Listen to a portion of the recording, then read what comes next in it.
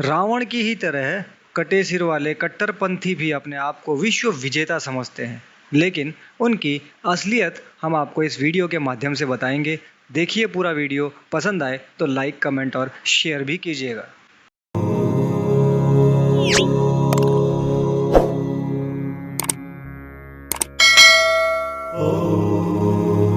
रावण खुद को त्रिलोक विजेता कहता था और खुद को तीनों लोकों का स्वामी समझता था।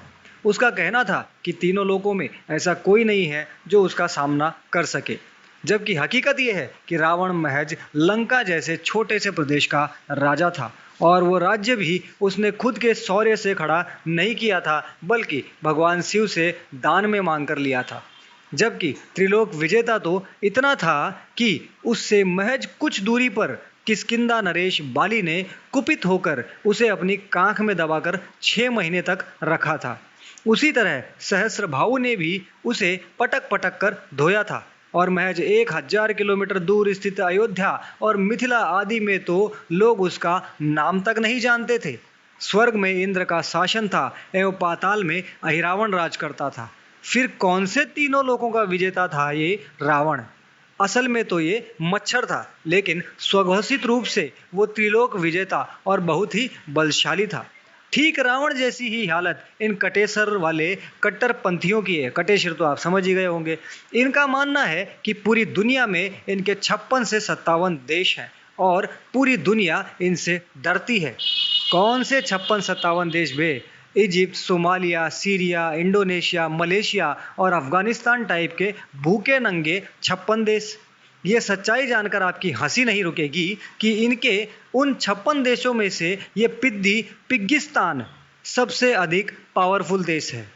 इसी से आप समझ सकते हैं कि जब उनके सबसे शक्तिशाली देश की ऐसी हालत है कि कटोरा लेकर भीख मांगता रहता है, तो बाकियों की स्थिति क्या होगी? अरब फरब पेट्रोल बेचकर थोड़ा बहुत कमा खा रहे हैं, लेकिन जिस रफ्तार से ईवी यानी इलेक्ट्रॉनिक व्हीकल्स गाड़ियों का चलन बढ़ रहा है, उससे आने वाले 20 साल में वो अरब फरब भी कटोरा लेकर पिग्गिस्तान के पीछे लाइन में खड़े नजर आएंगे। रही बात पूरी दुनिया की डरने की, तो हम तो उन्हें घर में घुसकर मारते ही हैं। हमारे त्रिपुरा और मणिपुर जितना छोटा सा देश इजराइल भी अकेले ही 5-6 कटेसर देशों को बांस किए रहता है।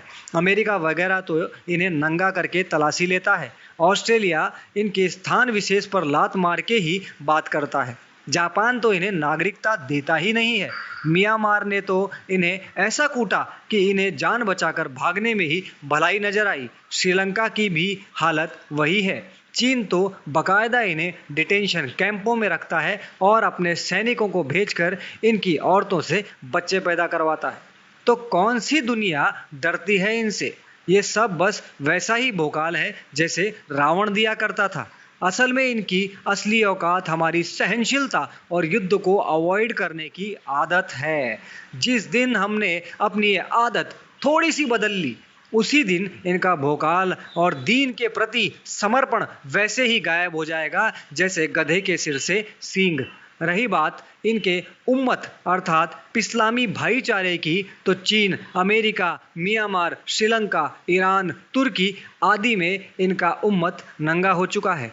इसलिए इन सब बेसिर पैर की बात करना ही मूर्खता है। इजराइल, म्यांमार, श्रीलंका, अमेरिका, चीन, अफगानिस्तान, इराक आदि की घटनाओं से ये स्पष्ट हो चुका है कि जब लतियाए जाएंगे तो इनका सारा उम्मत स्थान विशेष में घुस जाएगा और कोई बाप बचाने नहीं आएगा, जैसे कि चीन में कोई नहीं जा रहा, क्योंकि उम्मत फुम्मत सब भोकाल है। इसलिए इन्हें बिंदास बांस किए जाने की जरूरत है, क्योंकि मरना और मरवाना ही इनकी नीयत है। हर हर महादेव, जय श्री राम।